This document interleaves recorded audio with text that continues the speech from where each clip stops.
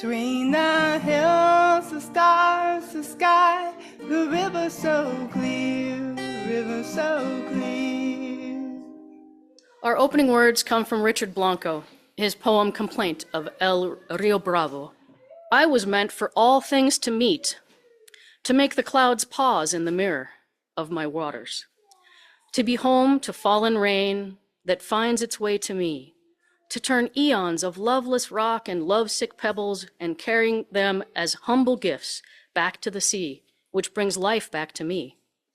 I felt the sun flare, praised each star, flocked about the moon long before you did. I've breathed air you'll never breathe, listened to songbirds before you could speak their names, before you dug your oars into me, before you created the gods that created you. Then countries, your invention, maps, jigsaws, the world into colored shapes, caged in bold lines to say, you're here, not there. You're this, not that. To say, yellow isn't red, red isn't black. Black is not white. To say, mine, not ours. To say, war, and believe life's worth is relative. You named me Big River, drew me, blue. Thick to divide, to say spick and Yankee, to say wetback and gringo. You split me in two, half of me us, the rest them. But I wasn't meant to drown children, hear mothers' cries, never meant to be your geography, a line, a border, a murderer. I was meant for all things to meet, the mirrored clouds and sun's tingle, bird songs and the quiet moon, the wind and its dust, the rush of mountain air. Today's program, Bridging the Gap with Karen Hooge Michalka, yeah? Okay. Who is originally from Munich, North Dakota. She's an educator, sociologist, and law student who works to support local communities of diverse populations. She completed her doctoral work in sociology at the University of Notre Dame in 2017 and moved to Bismarck, where she taught at the University of Mary until 2024. She is now studying for her JD at Mitchell-Hamline School of Law. Ms. Michalka has served on the board of the local nonprofit Bismarck Global Neighbors since 2020, which provides mentoring support and welcome for immigrants, refugees, and other new arrivals to our area.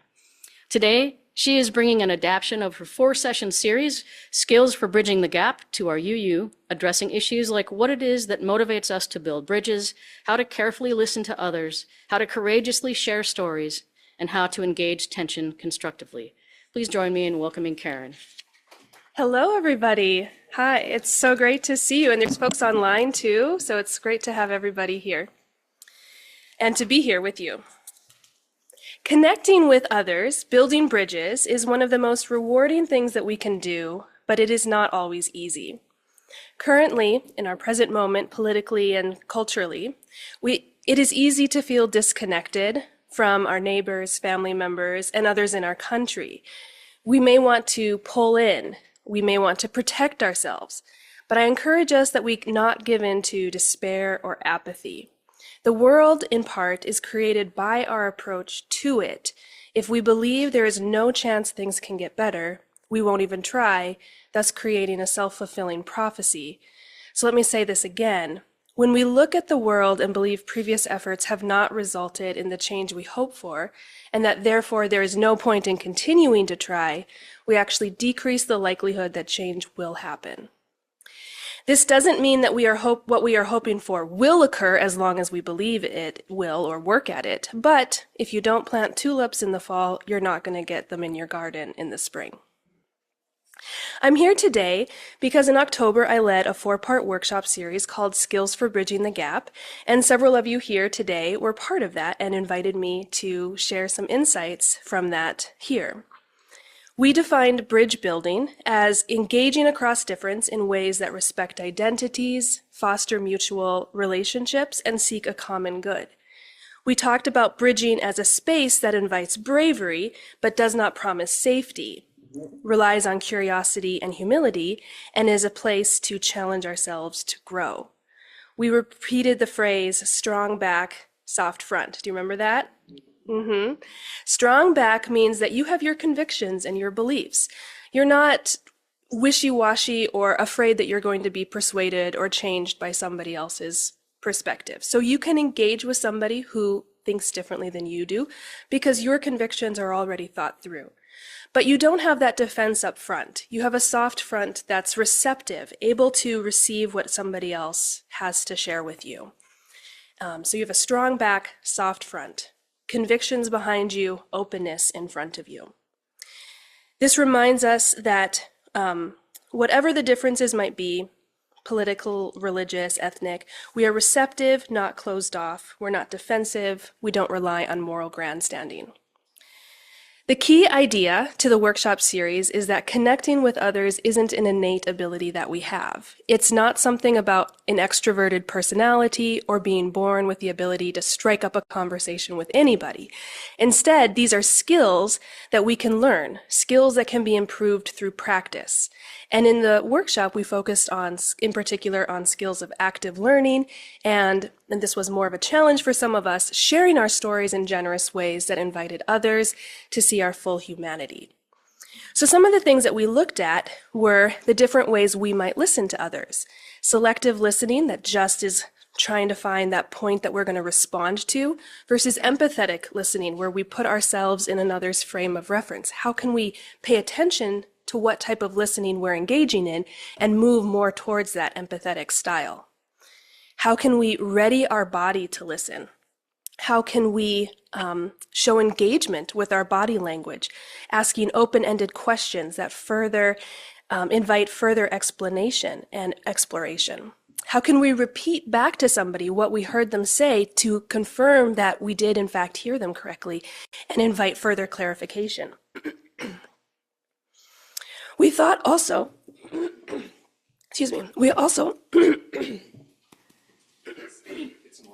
I'm okay. I think I'm all right. Thanks. Actually, yeah, I'll grab my coffee. It's that time of year, right, when all of us have something in our throats? We also thought about how sharing our story is a risky act of generosity. The same way that we want to listen to others in order to see them as a person, we want to invite them to fully understand us and see us as fully human. This might mean that instead of simply saying, I believe this principle or doctrine, or that God is fully knowable in this way or that, we share stories about how we get to those positions. We can literally think about shaping narratives about our lives that show the through line to how we got someplace. A common side effect of our tendency to join a team, such as a political party or a religious group or something like this, and polarize ourselves, is that we simplistically take different positions common to that group as our own without fully thinking through them and investigating them. By doing the work of thinking, what's my story that would help somebody else understand me, such as my position on abortion or guns or God, we also get to know ourselves better as well. So we work on those stories, not only to understand ourselves, but to invite other people to understand us. And not just say, I have this position, I have that position, but here's how I got to these positions, or here's the journey that I'm on to understand how I see the world.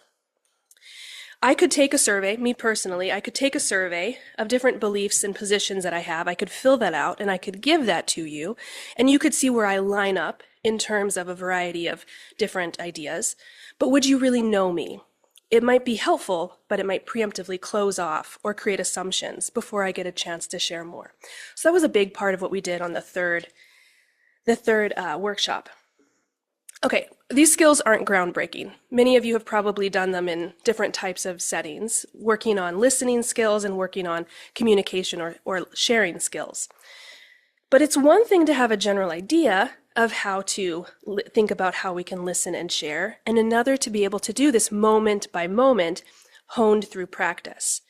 And we bookended the series by reflecting on why we personally want to build bridges and how we can engage the tension constructively. And in my time here as it remains, I'd like to focus on that. Why should we build bridges? Is this too naive? Is it too little, too late? And is it only effectively reaching people who are like us? And how can we do this when there is so much tension around us? Hopefully these are questions you've also been thinking about, and we can maybe discuss at the end how this inspires us. The bridge building model is one that has been with us for a while. And it's related to other kinds of initiatives that help people have respectful discussions, be able to talk about things that divide us, or create a pluralistic and multicultural community. Much of this approach is either actively under attack politically and culturally, or it can seem ineffective and futile. So let me address some critiques about building bridges. One might say, you can't build a bridge alone. You need another person on the other side of reaching out. A bridge that is only anchored on one side of a river isn't going to get you across safely. You need someone on the other side who is also interested and willing to reach back. We often imagine that the ideal person to connect with is someone who has polar opposite beliefs, identities, and experiences to us. Because isn't this the way to understand someone else, to find someone so radically different from yourself? And what happens in practice is that in restorative circles or difficult conversation events, sometimes they tend to attract people who are already interested and curious about people who are different from them in socially significant ways. And it doesn't attract people who are suspicious of bridge building or of reaching out across difference or of a pluralistic society. And this is true. So, how do we respond to this? First, we might be surprised at who ends up reaching back if we make that first move. Even if we don't know who's going to be the other one to reach back towards us, we can still be the first one reaching out. If our general approach to the world is one of curiosity, hope, and consistency, we might be able to bridge with someone we initially didn't think would want to reach back.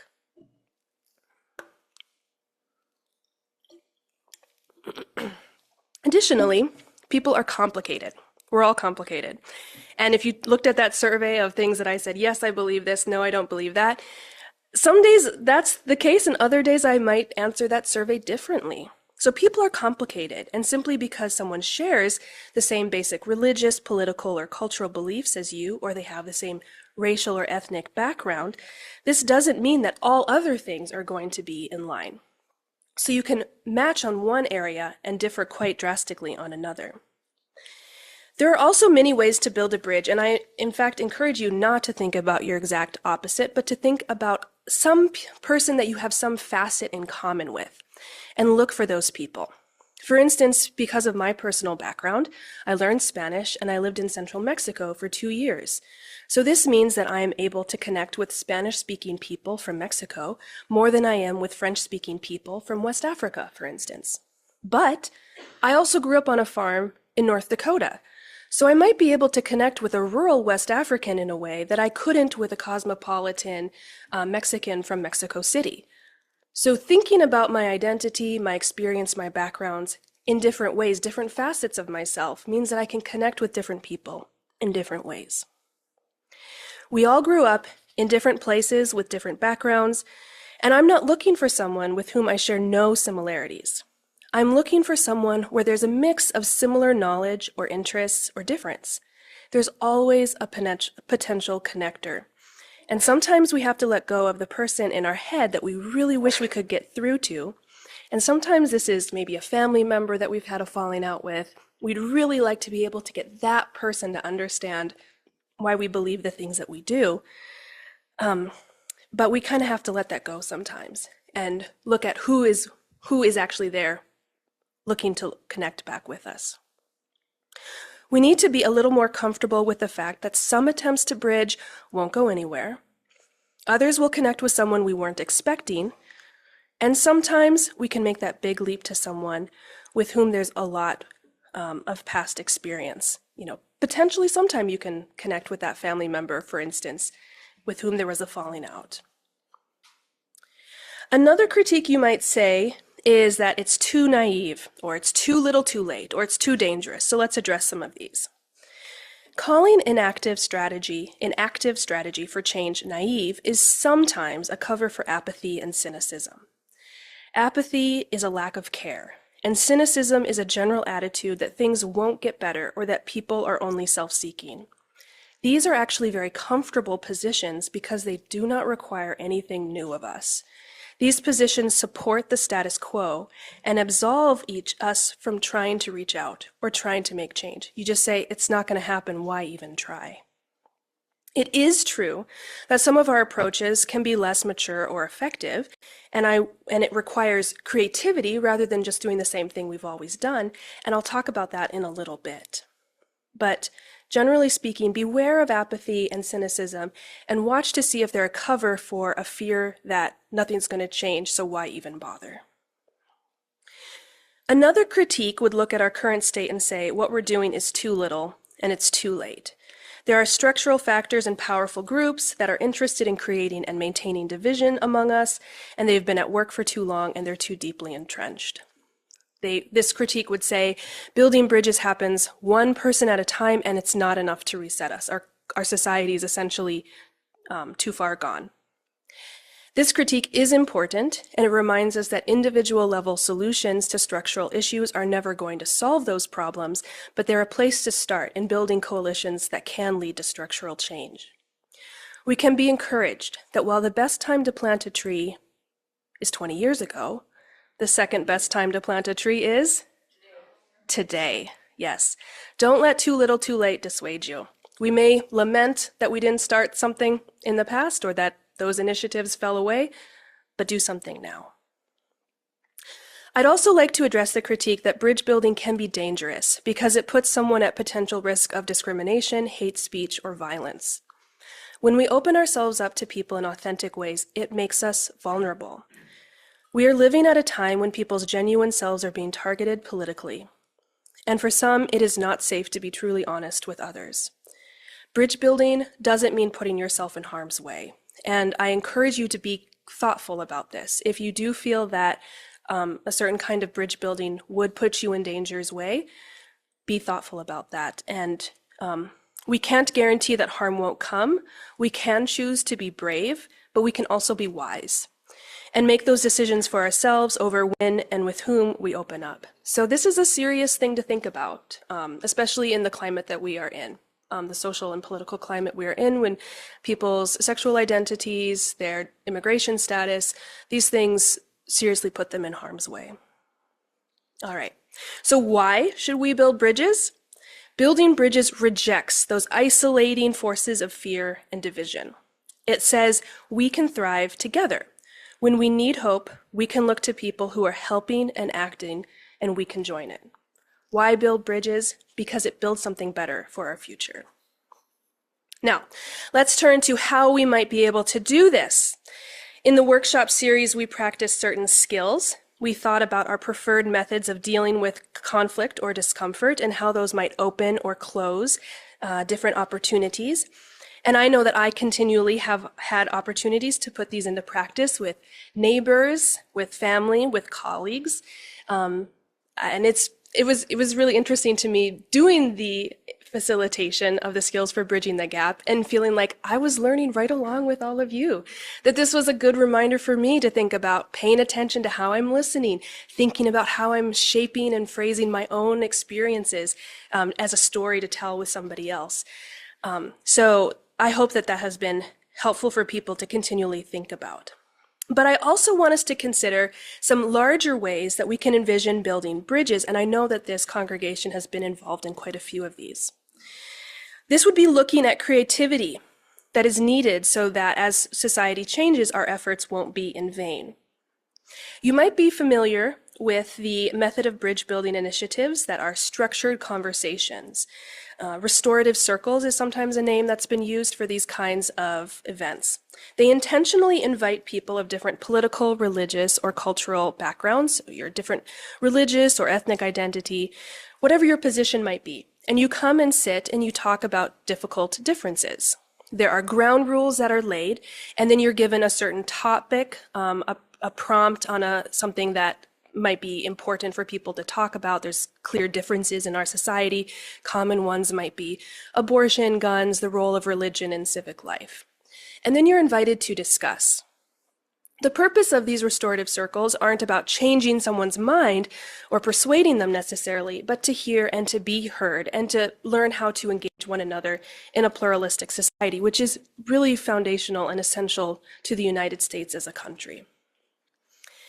But there may be other ways that we can engage in the tension that will always exist between people because we are never fully synced up. There's always going to be differences among us. So I have a number of examples, and I thought these would be helpful for us to think about. These will hopefully encourage and inspire the work that I know many of you are already doing. We can support participatory spaces and collaborative projects.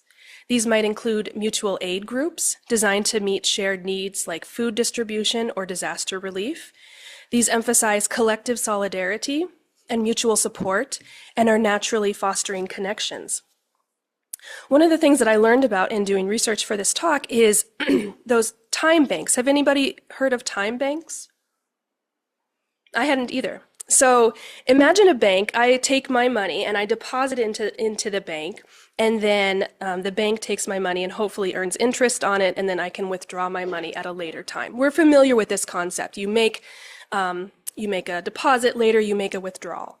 Now we're also familiar with exchanges with other people. So maybe you exchange lawn services in order for babysitting, and you with neighbors, maybe you'll watch their house while they're gone, they'll watch your house while you're gone, that kind of exchange. So time banks are like this, and some of them are pretty highly organized. One is called Our World, and it's spelled hour like the time. So Our World, an hour of time, that's how it's spelled. This allows you to deposit something. So I might walk somebody's dog for an hour, and later I'll withdraw an hour of language tutoring from somebody else. So the exchange doesn't come from the same person back and forth. I'm depositing into the bank, later I'm withdrawing. Somebody else is engaging in their deposit as I'm withdrawing that. It's a really fascinating idea. It's similar, though not exactly like paying it forward, because there's some kind of accountability that is set up through the time banks. Our World would be one that does this. There's an Our World set up in Minnesota, in Minneapolis, but I'm not aware of any kind of time bank in Bismarck or North Dakota more broadly. Maybe an enterprising bridge builder would be able to make something like this happen. Other collaborative projects include artwork. You might be familiar with Molly McLean and the work that she's been doing. She's a mosaic artist, and she invites people, even if you aren't an artist or don't have much artistic sensibility, to come and participate in creating works that will be displayed under the bridges on, I think it's on Washington. And as you're there working on this art project, you get to know other people. It's a natural space for people to start talking, to share about their lives. And art is often a medium that invites people to be vulnerable, to reveal themselves. Other things might include dance workshops. I'm sure that the Nutcracker has invited you to meet lots of different types of people that you wouldn't otherwise if you weren't actively taking the step to be involved in that. Another initiative would be cross-generational connections. Whatever age you are, you can intentionally look for someone who is older or younger and connect with them, maybe a mentorship relationship. This will naturally bring new insights. It will share wisdom and hope. When I was in college, I was part of a weekly group that went to a local assisted living and nursing facility. And weekly we played games with and talked with the residents. And over 2 years, I got to know people one was 100 years old. And the centenarian would tell me stories about his life. And I would tell him what I was doing in college. And it was this really beautiful relationship. I had to take that step to do it. He had to take the step to come to our little groups, but it was really important for me. I learned a lot. We often live in rather age-segregated worlds, and this is something that we can work on, bridges that we can divide across ages. Organizing community engagement events such as neighborhood cleanups or town halls can be another step we can take. One thing that you might, maybe you've heard of tool libraries. Has anyone heard of a tool library? All right. Do you have one? Oh, no. That'd be really cool. You've heard of it. Okay. So in 2012, about a decade ago, people in Canada started the Toronto Tool Library, which is a resource sharing initiative. And it's very similar to a traditional library. Instead of books, people can borrow tools and equipment, gardening tools, kitchen appliances, power tools, sewing machines, and they impact their communities by reducing costs for people, by promoting sustainability, by not having excess materials that aren't in use, and encouraging people to connect while borrowing or donating items. I thought that was a really cool idea. And finally, I'd like to talk a little bit about third spaces. Are you familiar with the concept of third spaces? You are, but this is my spouse. Of course he knows. We've talked about this. So revitalizing our third spaces is a powerful way to create opportunities for connection and community. Third spaces are informal, public, or semi-public places where people gather outside of their first space, which is their home. So your home is your first space, your work is your second space, and a third space would be a third space. And examples of this would be cafes, libraries, parks, community centers, and religious congregations. So this would be a third space. Third spaces have suffered in recent years as we've tended to turn to digital spaces and as we have more distractions and things to keep us isolated. Economic pressures mean that sometimes locally owned cafes, breweries close. Health concerns such as the pandemic meant that people had to stay at home or things were shut down. And sometimes there's entry costs. So if you go to a cafe, the expectation is that you at least buy a cup of coffee. If you go to a bowling lounge, maybe you could just sit around while your friends bowl, but the expectation is that you buy something. Libraries, parks, those are ideal because there is no entry cost. And even things like religious congregations can have sort of an ideological expectation that you think a certain way, which may lead some people to think that they can't really be part of that community. So that can be a entry cost, so to speak. And those can limit the reach of third spaces. So ideally, third spaces will be free to enter. You don't have to pay anything or have certain beliefs in order to enter. But there are a number of ways that we can revitalize them, including starting or attending temporary markets, craft fairs, street festivals. We can host neighborhood repair cafes or workshops where you would bring broken items, and these would be repaired by volunteers while you chat and wait. We can encourage our local and state government to continue to prioritize our parks and our libraries. I have known many people who've moved to Bismarck from other parts of the United States, and they mention our green space here in Bismarck, Mandan. We have a lot of parks, and this is a really beautiful part of our city. So encouraging our city to continue to make this a priority. If you have a cafe or restaurant, you might encourage socialization by having long communal tables rather than small ones. So at a traditional Irish pub, you sit where there's space, and that means you might meet somebody that you didn't know before. But often our restaurants have tables for 2, 4, maybe 6 people, and we don't encourage people to just sit wherever and maybe meet somebody new. You might also have game nights or host local artists. And if you're a patron, you should attend. You should invite people to go. You should be willing to financially support our local businesses and third spaces. Third spaces are where bridges are built in the everyday moments, over a cup of coffee, during a walk in the park, or at a shared table in the library. By revitalizing these spaces, we create fertile ground for connection, solidarity, and possibility. So let me sum up. Why should we build bridges? Because it pushes back against the status quo, against forces that isolate us. It enlarges us and creates potential for our community. And how can we do this? By practicing skills of careful listening or thoughtfully sharing, and by engaging in our community's collaborative projects and third spaces. We may not get to our goal quickly, but if we go together, we can go far. We can build connections the same way that we would tend a garden. The harvest might be far off. It requires patience, skill, care, and persistence.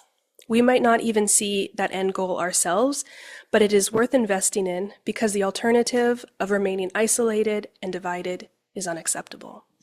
So I really appreciated this because I'm fortunate in that at holidays, everyone I'm related to, we all agree politically, and so we don't have that. But I got in a very tense raised voice fight with my father-in-law about expressing our differences in public when someone comes to you and has an expectation that you agree with them. And my husband had done it in kind of a hot-headed way. And his theory is that he'll end up getting shot. Like, that's what it comes to for Your him. father-in-law? Yeah, that people will just pull their gun out, and which is a extreme and scary possibility. Yeah.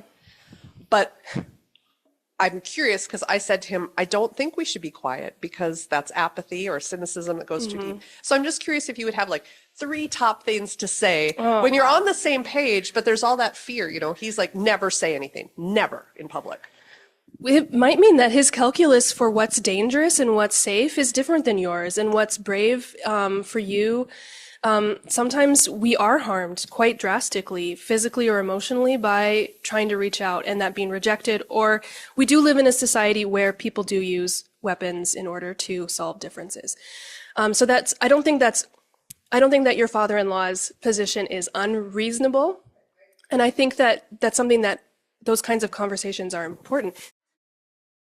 So I think those same skills of trying to listen, trying to make sure that you engage with your conversation partner. And so body language is important. You know, if we are leaning in and have open gestures that suggest that we're open to what they're saying, you might not change your mind. He might not change his mind.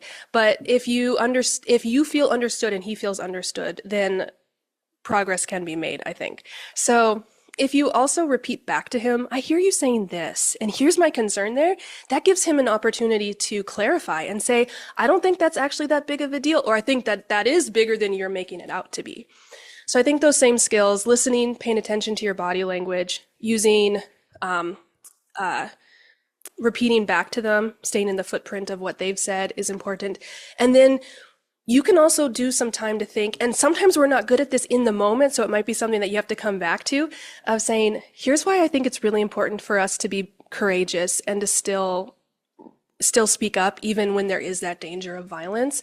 I think the rewards outweigh the risks, or something like that. So I'm finding myself feeling surprisingly cynical. Yeah. I'm the tragic optimist in my house. Yeah. Bridges. When they don't want to bridge them, how do you make them? How do you invite that? Yeah, I know. How do you invite, right? Yeah. Like, Yeah. There's such a Yeah. huge difference in numbers and difference in like the assumed agreements Yeah. that, 20 to 1.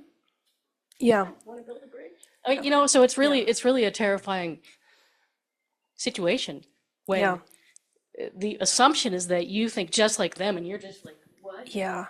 And so how does one, I'm all about difficult conversations. Lots of people can tell me that.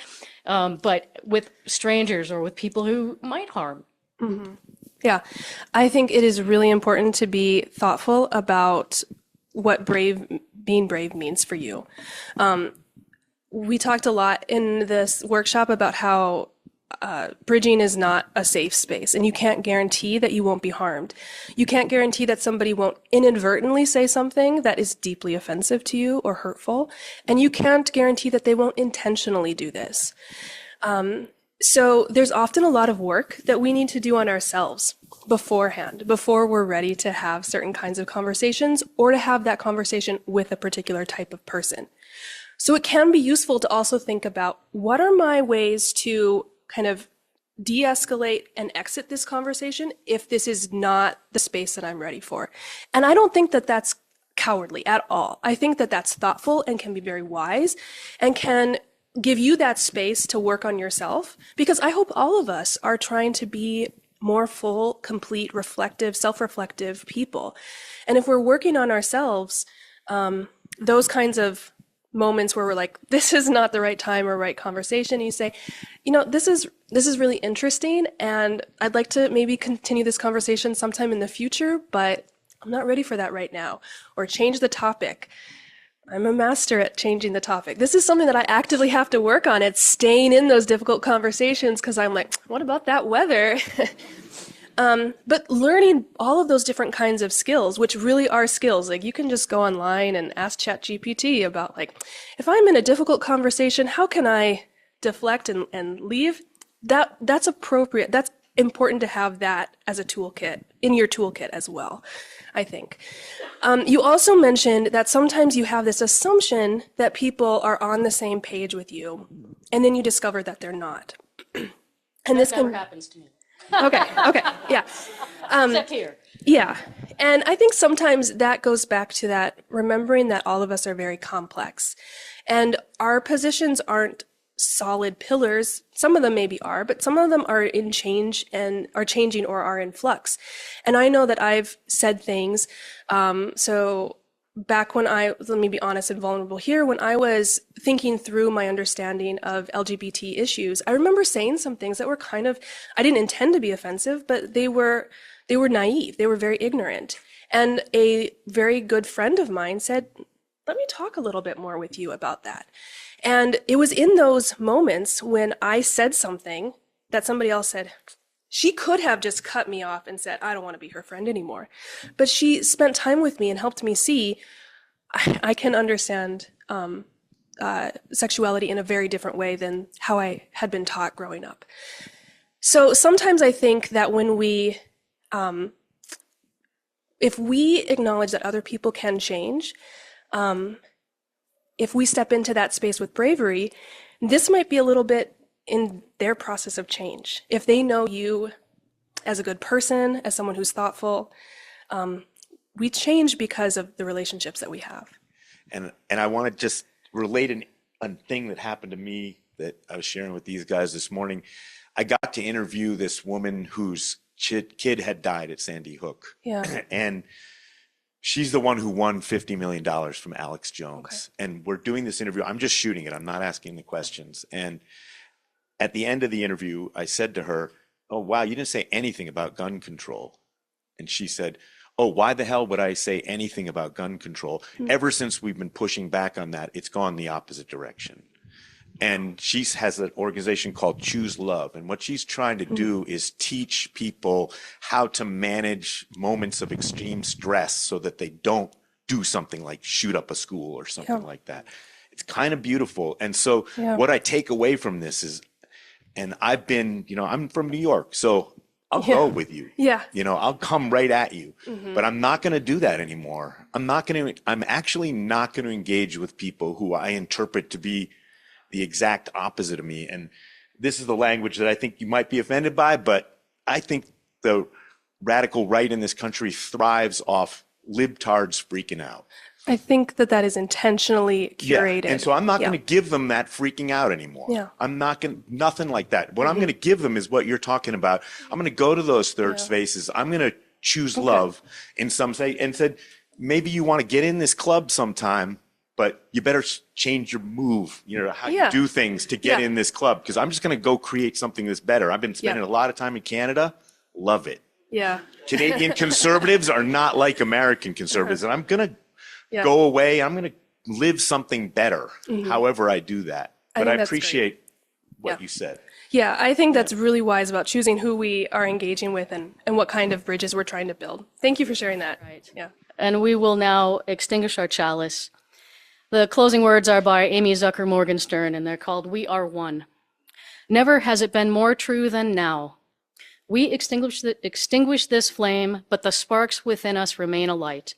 And from each of us in our supposed solitude, the signals buzz and hum, sparkling through space one to another, connecting us invisibly but palpably.